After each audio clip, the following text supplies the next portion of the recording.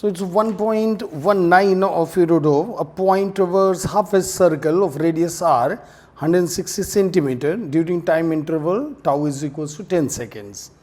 Calculate the following quantities averaged over that time.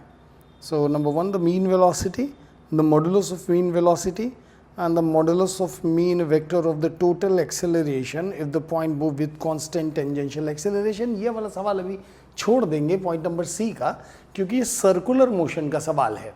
तो जब हम लोग सर्कुलर मोशन की पढ़ाई करेंगे तब इस पर्टिकुलर चीज़ को कंसिडरेशन में ले लेंगे. ठीक है, ये सवाल बेसिकली थोड़ा सरल सवाल है. ठीक है, बहुत ज़्यादा कठिन नहीं है. ठीक, और बड़ी जल्दी भी हो जाएगा क्योंकि इसमें तुमको 1.19, ठीक है, दिस इज़ 1.19.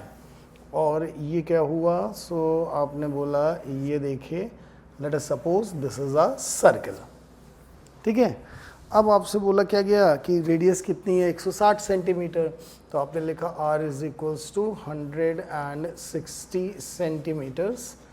ठीक, और टाइम टेकन कितना हुआ, सो आपने बोला time is taken as 10 seconds. ठीक है, तो पार्टिकल यहाँ से मूव किया ऐसे करके, ये देखिए. ठीक है, और इस जगह से मूव किया, यहाँ से मूव करता हुआ. ठीक है, तो अब यहाँ पर क्या है कि आपको दो चीज़ें देखनी होती है ना. एक होता है कि जैसे सवाल में पूछा गया ना, हाँ, वो मीन वेलोसिटी. ठीक है, हाँ, इसको समझने का. और दूसरा पूछा गया है the modulus of mean velocity and that is in the vector form. अब ये दोनों चीज़ें समझिएगा भाई.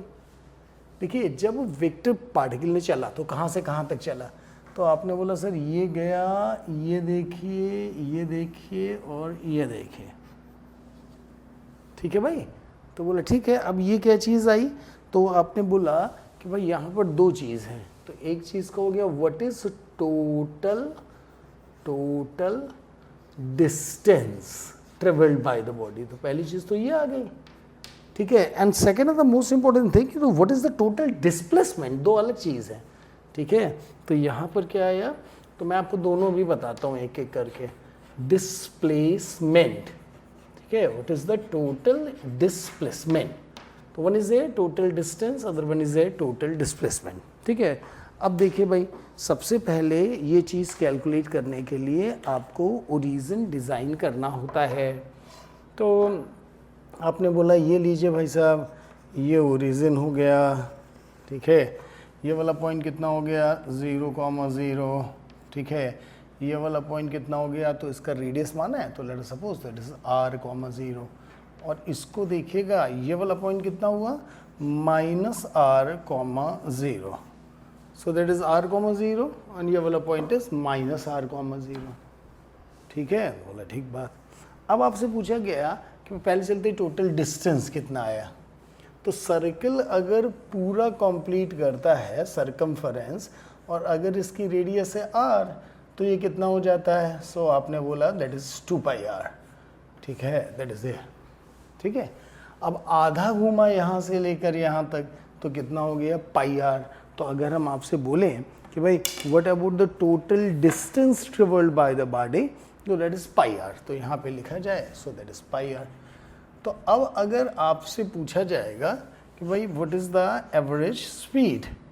ठीक है, हाँ, ये देखिए, तो ऐसी कंडीशन पर आप टोटल डिस्टेंस लिखेंगे pi into r divided by, और ये हो गया 10 सेकेंड्स. ठीक है, अब आर की जगह आप वैल्यू डाल दीजिए.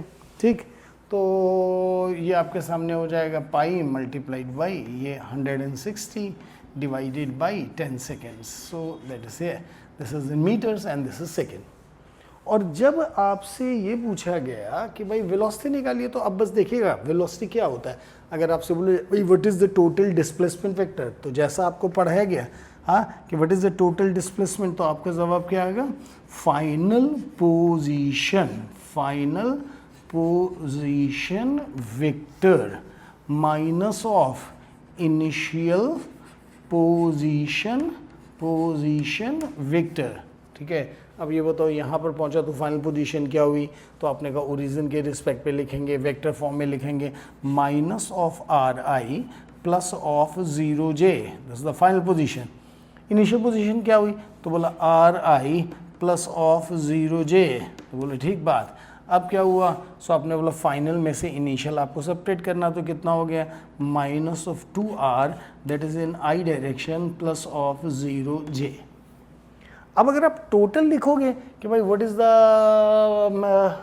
एवरेज वेलोसिटी, तो सर वेलोसिटी एवरेज, ठीक है, तो ये वेक्टर आएगा, तो ये क्या होगा final position minus initial position जो आपने यहाँ निकाला, तो कितना हो गया minus 2ri plus of 0j divided by ये कितना हो गया 10 second. So this must be the answer, ठीक है, this must be the answer in the vector form, ठीक है। आर की जगह वैल्यू डाल दीजिएगा 160 वगैरह वगैरह।